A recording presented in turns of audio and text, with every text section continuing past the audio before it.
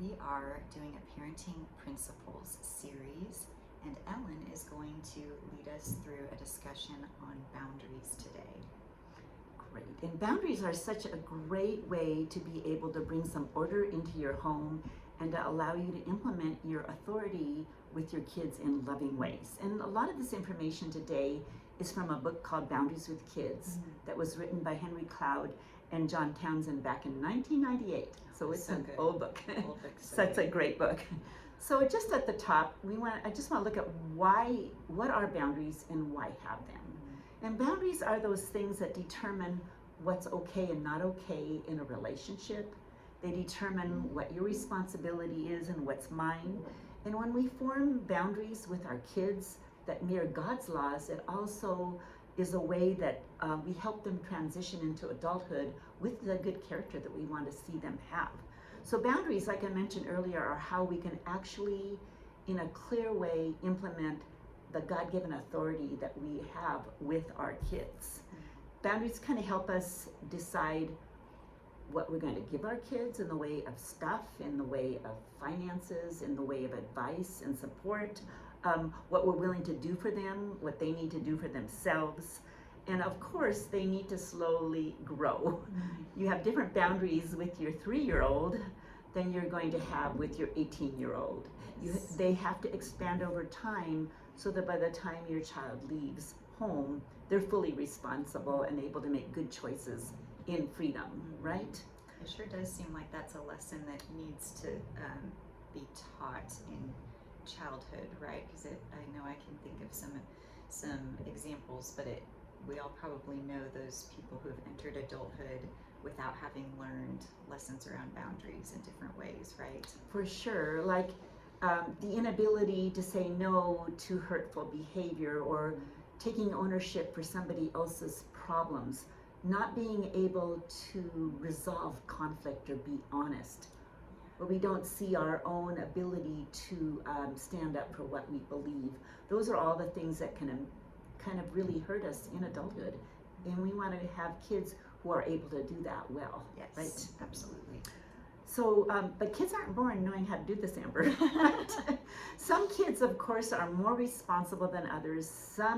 This comes by more naturally, but all of us as parents need to form a safe environment in which our kids can grow and flourish. And I love the fact that in our model of education, a university model where we have the kids part of the time at home when they're young, we have such a great opportunity to apply this to them, because that day at home is such a shifting of responsibility when they're little, what the parent is doing by the time they're graduating. It's a slow shifting of what the child does and what the parent doesn't do anymore for them. So it's a great place to actually apply this principle of growing responsibility. Yeah, that's a really good point. So one of the things that we need to really look at is the area of what we give our kids today. And I think we need to guard against entitlement and to not give so freely that our kids wind up being ungrateful and feel that they're owed everything. And at the same time, we want to be able to give enough that there's hope and that they see these rewards. And I was thinking about looking back, and one of the things that we learned to do in parenting our kids is we applied this to how they spend their money, which is often a form of conflict or an area where parents are constantly having to say yes or no. Yes. And so what we did was we looked at what our child would need for the course of the year. We did this as they got older, but I see my own kids applying the same principle to their kids even starting in the School of Logic, those middle school years, that we looked at a full year of what we were willing and could support them with. And then we divided that into 12 months, and each month, back then it was checks, now of course it's like, cards or whatever, how we're giving our kids the money, and told them what they were responsible to purchase. And then we stepped out of it. And if our child wanted to buy an expensive pair of jeans, they ran out of money. Or if they wanted to make their lunch at home versus eating out, they had these choices of how to spend their money. and they learned to budget. And that the rule was they couldn't come to us and ask us for more if they ran out. They could wise appeal and ask us and tell us, hey, this isn't enough, it isn't working. That actually never happened. They liked the idea of budgeting. So we had boundaries in place, but a lot of freedom. And that's kind of just an example. But it's easy, Amber, what do you think can get in the way of parents holding to boundaries?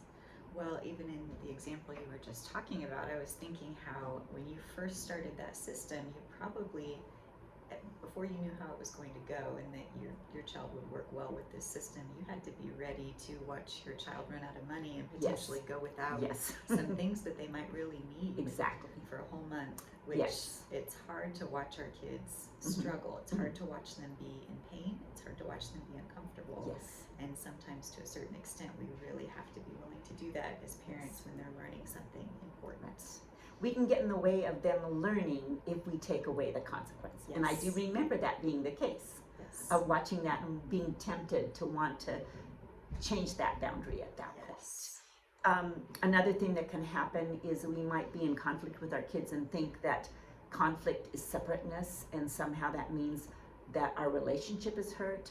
And the important thing is that conflict isn't always bad. In fact, it's actually sometimes such a great way to grow our relationships. And we can't fear making our child feel sad or bad or angry at us even.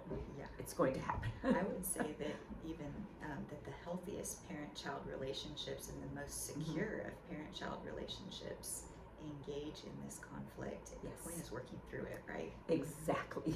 I think that draws you closer, actually. I see sometimes where it's easy to want to warn because we don't want that consequence to happen. So we warn and we warn and we warn, or we ignore, and then we just finally get fed up when things fall apart. But kids know how far to take you. They know how many times you're going to warn, and I think it's important when you have established clear boundaries for a good reason that you hold to them, that your word, they can trust in your word, and also not to be worn down. Some kids are just going to push. It's our job to form the boundaries. It's their job to push, right? But we're their God-given authority, and boundaries are the way we can implement that authority in ways that can be loving and not harsh. So there are, and in the book, Boundaries with Kids, the authors listed a lot of principles, and I just want to mention a few of the ones today. The first one being reaping and sowing, and I love that verse in Scripture. It's in Galatians 6:7-8, and it says, "Do not be deceived. God is not mocked, for whatever one sows, that will he also reap. For the one who sows to his own flesh will from flesh reap corruption, but the one who sows to the Spirit will from the Spirit reap eternal life." Isn't this a great way to show respect for the fact that if I do good things, there's going to be good things that happen, and the reverse is also true? And Amber Rose, I'm sure you can think of with 5 kids so many times that you've seen this happen for your kids. Yeah, absolutely. Well, even just in our relationship, our parenting relationship, our kids get more freedom around certain things when they are responsible and they do a good job with that freedom, like their phone, for instance, or their car. In older parent or older childhood years. Right. Yes, absolutely. So it's kind of fun because those good choices, they learn to make more good choices. And the bad choices they learn to make, they learn from the bad choices if we allow the consequences to fall. We cannot get in the way of taking away the consequence, because you do not grow in self-control and wise decision-making if there's no choice involved. I find with my grandkids at home who are younger than yours that when they have learned to work hard in the school day at home, they have more time at the end of the day to do what they want. And there's another example of that. Good choice in the daytime with the schoolwork leads to good things for them at the end of the day. On the other side, if we don't study for a test, you might have a bad outcome. Like you mentioned, not using phones wisely, you lose it. So that's that first principle. And another principle would be the responsibility principle, that our kids grow in their ability to be responsible for all the things in adulthood that we should be responsible for.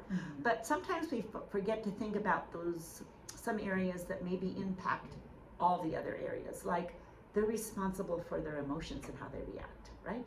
They're not really responsible for their emotions. They're responsible for how they respond. Yeah. That they don't allow their emotions to determine reality, that they put in the filters to be able to respond wisely.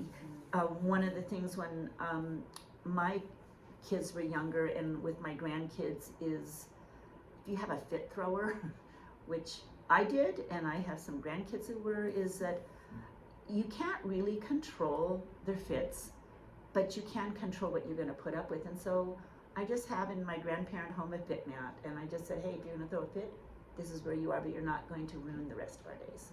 You're not going to cause the rest of us to have to sit around and listen to this. But when you're done and you're pleasant, you can come back. So just kind of teaching them to control their emotions. There's so many ways we can do that, but they're also responsible for their attitudes. I'm not going to work with my grandkids at home on their schoolwork if they aren't willing to be teachable. Had this just yesterday with one child who gave me eye rolls and curt answers when I was trying to teach a math concept, and so I just walked away and told her she needed to go outside and run a lap and come back when she was teachable.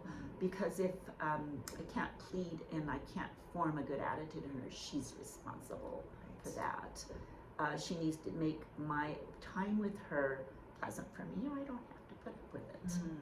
So I that's just one of the ways in terms of attitudes. And they're also, of course, responsible for the words they speak, and they're responsible for their own growth.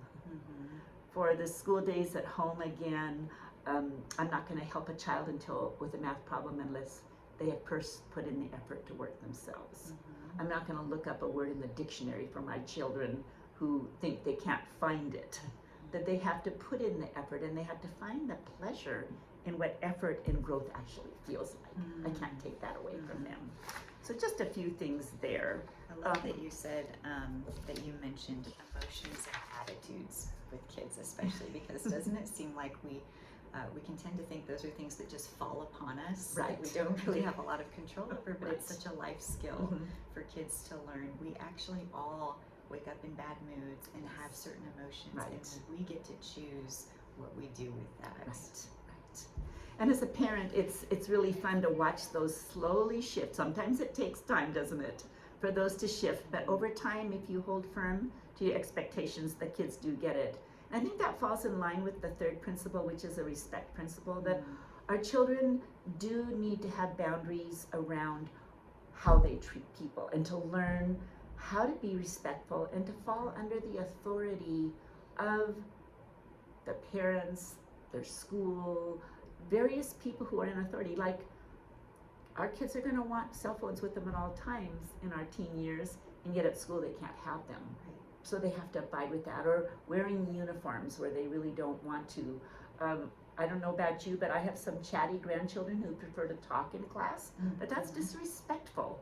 And teaching them, one of the ways as parents we can teach is simply to not spend time with our kids when they're being disrespectful. To model that they are responsible to be pleasant to be around, right? It's okay. That doesn't mean you're separated and that you don't love them, right? I love that in your example of the fit throwing, I think you're actually teaching a boundary in both directions, because for that child who is learning to control their responses to their emotions, that's a boundary, but also for those other people, those other children in the room, you're modeling this respect, the self-respect even, that we, it's okay to say to certain behaviors, I'm not going to be around that right now. So good. Yes, it is so much that we can teach through boundaries. It's so true. So finally, the fourth one I want to mention today is just the principle of proactive thinking. That in all cases, we want our kids to learn how to protest wisely. It's important, honestly, for our children to learn how to protest, because that's how they learn how to choose between good and evil, and they're growing their identity. They're understanding what they like and they don't like. And the problem is that kids tend to protest reactively, out of their emotion, out of a bad attitude, like you mentioned, and teaching them how to be more proactive. One of the examples I can think of here is one of my teen granddaughters, when she was younger and she was at school with me on the home days, she would get really frustrated with herself when she made a mistake or when something was too hard and she couldn't figure it out. And I learned to see when she's about ready to melt down, and I would simply just proactively say to her, I can tell you are about to melt down. So let's stop. You breathe, go pray, take a breather, go walk, whatever it is. And when your emotions have settled and you can come back and do this without falling apart, you're welcome back. And just helping her to understand and see the need for her to think through what was about to happen. And she did. I love the fact that she learned how to problem solve. She learned how to respond to that frustration in a proactive way. When she saw it coming on, now as an adult, she knows when to step. Well, she's not an adult, but she's a teen. Yeah. But she knows how to step back and not fall apart. And I just want to make a point on here that we want our kids to know how to protest and to make wise appeals. And we need to be on guard about those sensitive kids who are very afraid of what people think, or the compliant child who just wants to please, who never protests. That be grateful for your children, that they do stand up for what they think, even if you don't agree with it, right? That's a good point. It's not something we tend to talk about or think Right. about as parents. Right. I love that you brought that in. Well, and like we've talked about so much, is that sometimes working through conflict is how we grow closer. That we don't Yes. need to be afraid of that protesting.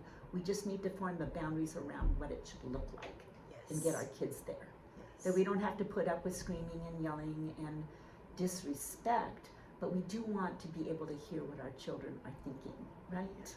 So really, just in closing, Amber Rose, and you might have some things to bring in here too, is we do want to make boundaries clear.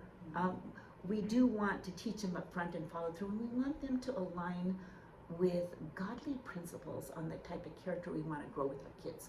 And boundaries are such a great way for us to implement that authority and put kind of guardrails around how we're parenting our kids and where we want them to go. So That's so great. I love how you brought in this principle of that in teaching boundaries, we're not only teaching a child to grow in their own self-respect in a sense as they're growing in self-control, but we're also modeling a respect for others and showing the people around that child that what respect should look like. I love the way that boundaries, the intentional instruction of boundaries for young kids especially, can do such a good job of showing and modeling respect. great. Well, thank you so much. We'll hope to see you next time.